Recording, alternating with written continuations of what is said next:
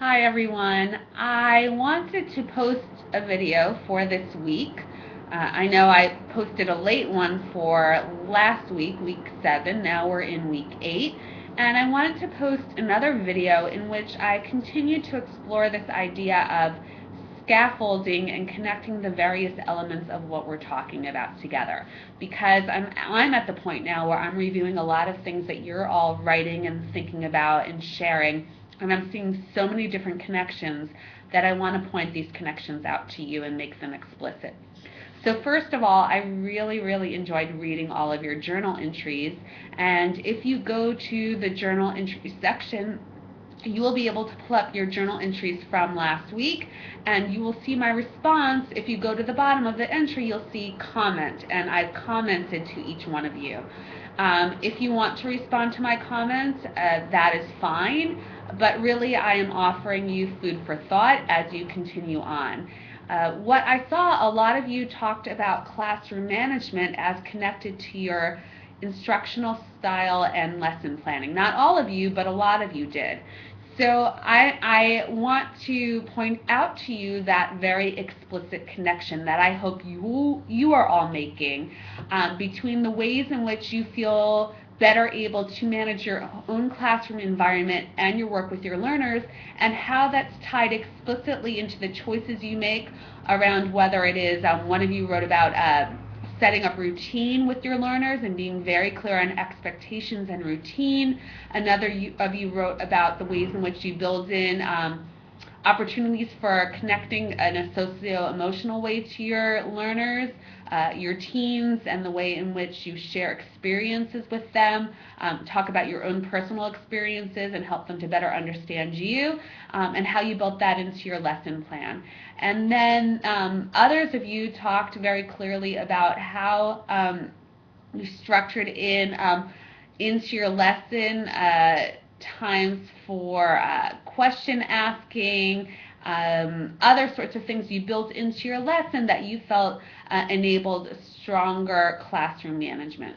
So once again, going back to the video I posted a few days ago, I hope that you're seeing how all these different pieces of our course are starting to tie together and offer a bigger picture to you about who you want to be as an educator. This week, as you posted on to the forum about how you build an environment for curiosity, a questioning environment, I saw even further connections. A lot of you wrote in your posts about how you feel that being a good listener, a good question asker, is very tied into the way that you make eye contact with your learners, the way that you are showing in your body language that you're interested in what they're saying.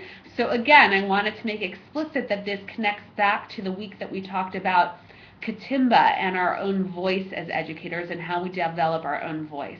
As you can see here, I'm trying to be very explicit about these connections that you're making and that I'm seeing in your writing, because I want you to see how the different elements of this course are building upon one another, that they're not disparate pieces of theory from each week, that they all connect to one another. One of you wrote this week and you said in the discussion forum that you feel that curiosity is fostered through learning what students are interested in. Well, that very much connects to last week and the ways in which we talked about the principles of constructivism, how we build upon students' interests and what they would like to learn more about. The other thing I want to say here is I can't recall whether I've used this word with you or not before, the idea of praxis. Some of you might be familiar with this word. What is praxis? Praxis is this notion that theory and practice are not disconnected entities. They are tied together. And that's very much what we strive as faculty in the Davidson School to promote. That it's this idea that theory and practice are a continuous cycle, so we can read some theory for this course, and then we try to put it into practice in our daily lives as is very clear from your journal entries. All of you took the Weber reading, which can feel very flat on the page when you read it, and you tried out different strategies. And you asked yourself, okay, how did these strategies work in practice? And you reflected on that back to me. And so now, I hope, even though this isn't an explicit assignment, that you will then read what I wrote and think about, okay, well, how would I try something out again in my classroom? So it's a continuous cycle of reflecting and acting, reflecting through sometimes reading theory, producing theories, and then acting on those theories, putting them into action, and then reflecting once again. So in this course, as you have been able to see, we are trying to help you to be more reflective practitioners. As I've said before, I know that your lives are very hectic, your teaching lives are extremely hectic, so now you have opportunities to act and then to step back and reflect upon how what you tried out was working or not working. The idea is that by the end of this course, through your portfolio, you will be able to tie all of these different strands together. So we will be continuing on next week talking about multiple intelligence theory and differentiated instruction, reading more theory, and then thinking about how it plays out in our practice. And I look forward to continued conversation with you.